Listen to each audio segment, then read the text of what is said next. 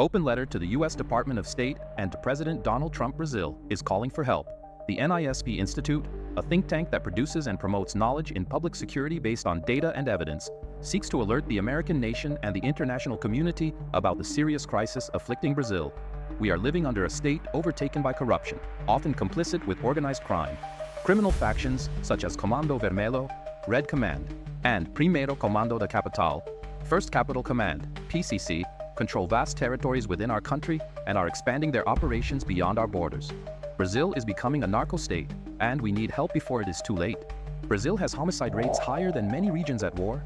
Criminal factions already dominate strategic sectors of public power, influence the press, operate NGOs, and control parts of the economy, including digital banks.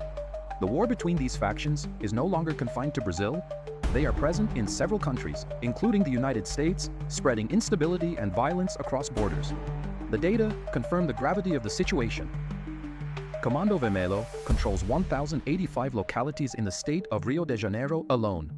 The faction funds its operations through drug trafficking, cargo theft, attacks on armored transport companies, extortion of merchants, arms trading, illegal gambling, and even through the unlawful provision of services such as gas, electricity, transportation, and even bread sales, without paying taxes and using infrastructure stolen from the formal market.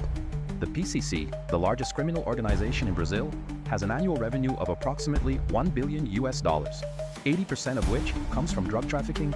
It has 42,000 members operating in 24 countries across 5 continents.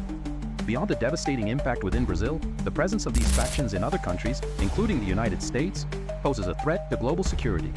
With networks operating in drug and arms trafficking and money laundering, these criminal organizations have infiltrated abroad, increasing crime rates, fostering corruption, and threatening the economic and political stability of several nations.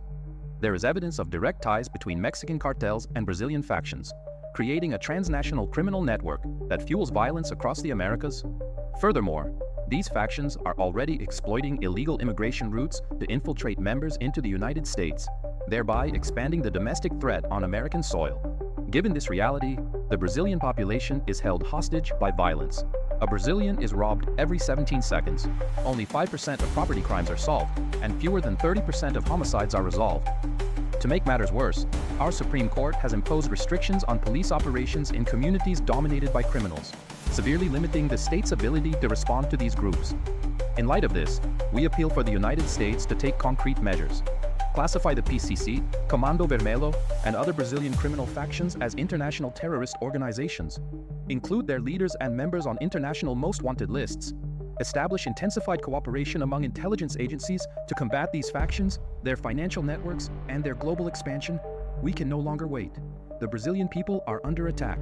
Laws crafted for times of peace are not enough to confront this war. We need decisive actions before Brazil is completely overtaken by organized crime. The greatest nation on earth has a fundamental role in this fight. Brazil needs support to avoid descending into barbarism. Time is running out.